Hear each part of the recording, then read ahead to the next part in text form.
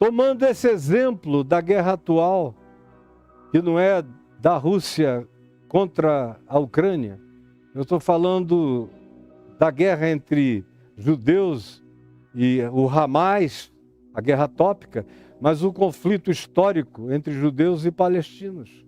Isso começou numa casa, numa tenda, com 2 mulheres e um homem, há 4.000 anos. E esse negócio está aí até hoje. Vai mudando de argumento, mas o antagonismo, sempre que alguém se realça com mais poder, um lado cresce mais do que o outro, o antagonismo é exacerbado, inclusive, pelas forças da propositura antagônica que vem das torcidas organizadas de todos os lados. A gente está lidando com torcidas organizadas da perversidade. Eu só ouço o coro da morte cantando nesse coliseu apocalíptico da história. E a única realidade que poderia parar tudo, a pessoa concorda com ela no coração, mas diz, olha, a minha mulher também concorda, mas eu não posso falar nada. Tem só que cumprir ordens. E as ordens são essas. E as ordens são de morte. Qualquer que te ferir na face direita, volta-lhe também a outra. E a quem demandar contigo a tirar-te a túnica, dá também a capa. Qual é o problema? Vamos resolver. Teu problema é a minha túnica? Toma. Eu sou inteligente o bastante para fazer outra. Ou quem sabe, tenho meios suficientes e tenho até uma outra guardada em casa. Não, você não quer apenas a minha túnica, quer também a minha capa? O meu raincoat? Minha proteção contra o sol ou contra o frio? Toma a minha capa. Toma o meu escudo, pode levar. Mas vamos sentar e vamos conversar. Vamos nos ajudar. Mas tem que ter alguém mais maduro. Tem que ter alguém com a consciência maior. Tem que ter alguém que tenha sabido melhor. Tem que ter alguém que tenha aprendido. E o povo de Israel não pode viver do trauma do Holocausto. Porque eu disse no início da minha fala hoje que Israel tinha sofrido aquele trauma da tomada dos babilônios, aí produziu o Salmo 137 com aquele final desastroso. Edom era lá, já eram os filhos de Ismael, que são os pais dos atuais árabes e palestinos. Edom, você riu quando Jerusalém foi tomada, tomara que chegue alguém, pegue os teus filhos e esbagasse a cabeça de todas as crianças contra a rocha. Aí vem o segundo trauma, passaram quase 2000 anos espalhados pela terra, mas se acomodaram. Relativamente, se não tivesse sido o nazismo, o Hitler diabólico, anticristo, e o Holocausto miserável, talvez estivesse tudo como dantes no quartel de Abrantes. Jerusalém estivesse lá sem ser status político de ninguém, de nenhum grupo, como era antes, como foi durante séculos depois dos cruzados. Séculos. Do século VII para cá tinha sido assim. Status de ninguém, um lugar para conviver. Os ingleses, os turco-otomanos estiveram lá muitos anos, os ingleses estiveram lá, mas não teve esse conflito entre os irmãos de DNA, filhos de Abraão. A semente de Abraão não se conflituou com isso. Só foi estabelecer o status do Estado em 1948, quando eles chegaram com essa vontade de nunca mais sofrerem aquilo. Chegaram com o impulso, com a emulação do trauma. O trauma dos 6 milhões de judeus mortos no Holocausto foi violento. Nenhum povo na história humana registrada, pelo menos, teve essa contabilidade de que num período de 3, 4, 5 anos, essa multidão inteira foi morta num genocídio, separava num lugar para matar. Assim como o Salmo 137 queria que alguém fizesse com Edom, a perversidade do Hitler fez com os judeus. Com sofisticação diabólica do inferno. Um trauma violento, mas chega, né? Chega, porque do contrário, o trauma vai arruinar vocês. Tem que haver uma terapia coletiva para Israel ficar livre do seu trauma de holocausto, da sua síndrome de holocausto, para conseguir parar esse processo. Agora, alguém vai me dar ouvidos? Ninguém vai me dar ouvidos. Eu sei que eu estou falando sozinho, mas eu falo na presença de Deus, de principados e de potestades. O mundo espiritual teme e treme diante dos argumentos do evangelho que eu ofereço a você. E quem me dera poder dizer isso nas Nações Unidas, eu diria exatamente como eu estou dizendo para você. Mas ninguém me dará ouvidos como não deram ouvidos ao meu Senhor. Ao contrário, a humanidade continua repetindo a mesma insanidade, daí não haver meios da gente pensar na humanidade como uma coletividade sã. Sanidade visita uma quantidade muito pequena de pessoas no nosso contexto de situação humano-planetária. Muito pouca gente de coração concorda com o que eu estou dizendo. A maioria pode até dizer, essa seria uma lógica para parar, mas quem é que quer pagar esse preço para iniciar? Bom, se você não pagar esse preço para iniciar, você vai pagar o preço que está para além de precificações de tão terrível que será o resultado. O fim disso está escrito. É só continuar. É só continuar. Porque trair e guerrear, ou coçar e guerrear, é só começar. E vai continuar até acabar com tudo. E esse encontro não é um encontro localizado. Vocês vejam, tem alguém falando sobre o que está acontecendo na Ucrânia? Silenciou-se a Ucrânia. Já vinha começando a ficar silente, silenciou de vez. Porque não tem nada mais importante no mundo do que esse conflito. Por causa das 3 religiões dos livros. Os judeus, os cristãos e os muçulmanos. Os que se sentem vinculados a Abraão por alguma razão. Que são metade da população planetária. E são os que têm mais poder no mundo.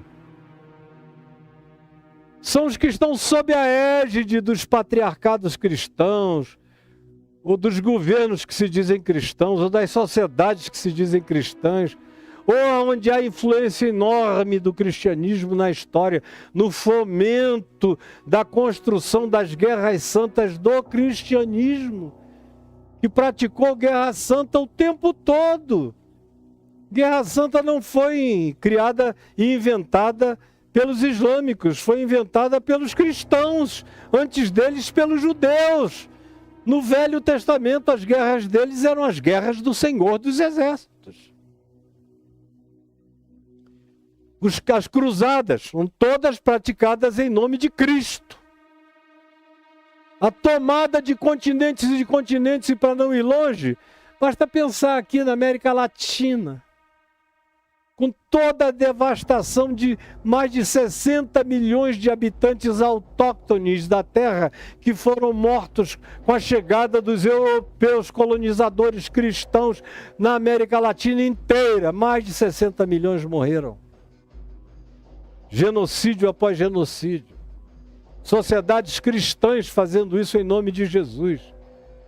Indo colonizar os índios, porque os índios não sabiam que estavam nus.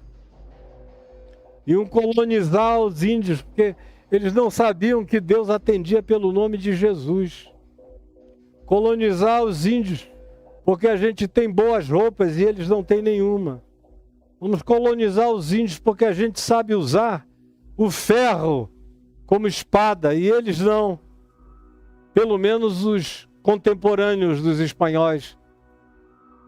Vamos colonizar os indígenas, os autóctones, sejam eles de que etnia sejam, porque eles são uns grotescos. Eles se curvam diante do sol. E a gente sabe que o sol é um astro. Apesar de todas as burrices de 500 anos atrás, né? Mas os europeus chegaram como os senhores da ciência, do pensamento, da razão. Representantes de Deus com a cruz e com a espada. Então, Maomé ensinou a necessidade da Guerra Santa no Alcorão no século VII da nossa era. No século VII. Agora, nós praticamos isso o tempo todo, inspirado pelos judeus do Velho Testamento. E os imperadores romanos que sucederam a Constantino encontraram o mesmo pretexto para praticarem as suas guerras em nome agora do Santo Império Romano. Aí quando os muçulmanos vieram e disseram, não, a gente também serve um único Deus e Jerusalém também é nossa, porque a gente tem a mesma descendência, e foi daqui que Maomé foi assunto aos céus, e a gente vai ficar aqui. Na mesma hora os cristãos se mobilizaram numa guerra santa, aí foram guerras santas, negócio diabólico, e o diabo sentado para gargalhar, enquanto a vingança vem e chega para dominar. Mas a palavra de Jesus é essa, que ninguém quer aceitar, até você. Está dizendo, ai, pobre do Caio. Está falando essa tolice que ninguém vai aceitar. E eu não estou aqui para ser aceito. Eu quero partir desse mundo dizendo, Senhor, eu tentei fazer toda a tua vontade e ensinar todo o conselho de Deus como eu pude da minha relatividade. E é isso que eu tenho feito. Verso 7 de Romanos. Aliás, desculpem, eu quero ler para você aqui em Romanos 12, a partir do... Eu vou ler a partir do verso 17. Olha como é que o verso 16 começa. Tende o mesmo sentimento uns para com os outros, em vez de ser desorgulhosos. Porque se você puser orgulho e superioridade, já era, acaba tudo. Acaba a igreja, acaba a família, acaba o país, acaba governo, acaba tudo. Antes, condescendei com o que é humilde, e não sejais sábios, superiores aos vossos próprios olhos. Nem torneis a ninguém mal por mal. Esforçai-vos por fazer o bem, diante dos olhos de todos os seres humanos, todos, se possível. Quanto depender de vós,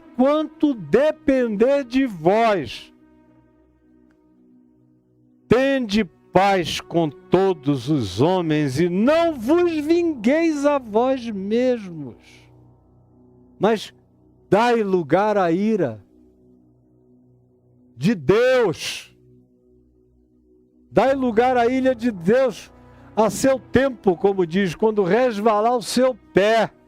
Uma resvalada do pé de Deus acaba com essa história inteira. Mas não se metam.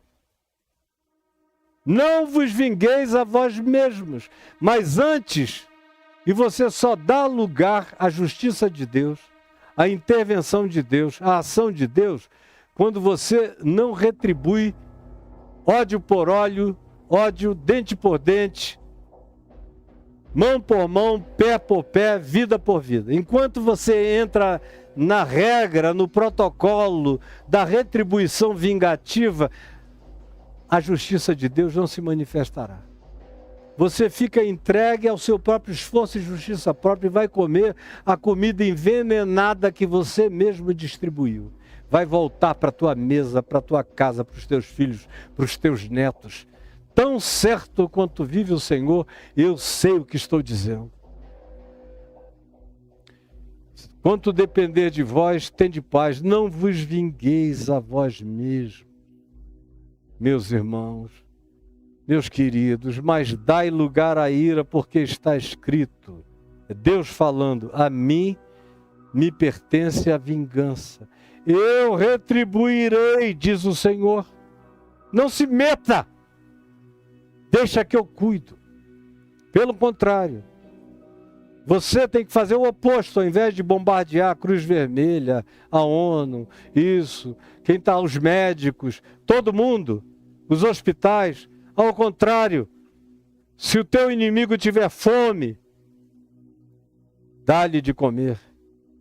Se tiver sede, dá-lhe de beber. Porque fazendo assim, amontoarás brasas vivas, iniciarás um incêndio, um bombardeio na consciência deles e de quem torce em favor disso, ou do mundo inteiro que assista a isso. Vocês vão incendiar o mundo com as bombas da retribuição da justiça de Deus, enquanto vocês praticam a graça, a justiça e o amor. Agora, tem que ser de Cristo, de verdade, porque isso não é fato nem nas igrejas, não é fato do cristianismo, não é fato para você, para ninguém dos que me ouvem. O pessoal vai cansando e vai saindo. Mas eu digo o que eu tenho que dizer. E digo sem medo de o dizer e nem de estar errado. Eu sei que a verdade de Deus está do lado que eu falo. Está neste lugar daqui do qual eu pronuncio essas palavras. Segundo o Evangelho, em nome de Jesus. O resto, você vai viver provavelmente para ver o resultado. Horroroso. E que pode não ficar circunscrito àquela área de conflito. Pode se transformar numa coisa infinitamente maior. Porque os interesses passionais pela vingança entre esses grupos já se tornou uma questão de crença religiosa e de tradição religiosa nas principais tradições religiosas monoteístas de metade do planeta Terra. Aonde estão as bombas atômicas, os grandes recursos de poder. A maioria absoluta está na mão desse pessoal que tem essa torcida, que faz parte da torcida organizada de um lado e do outro. Senhor Jesus, eu estou falando contigo, como um louco no fundo do quintal de casa, sozinho, falando contigo, Jesus. Por favor, ouve a minha voz. Ó Espírito Santo, dá ouvidos ao meu clamor. A minha impotência humana, mas a minha convicção de que tu continuas, Deus. De que apesar de eu ser quem eu sou, tu nunca deixaste de ser quem tu és. Por favor, faze chover graça, paz, luz e entendimento. E salva-nos de mais uma calamidade. E eu te digo, salva-nos, porque eu me identifico com todos os que estão sendo mortos de um lado e de outro. Tu sabes que eu não tenho lado. Depois que eu tomei o lado do Evangelho e sigo, eu só tenho alguém na minha frente, a quem eu sigo. E ao meu lado Quem estaria ao meu lado? O Paráclito.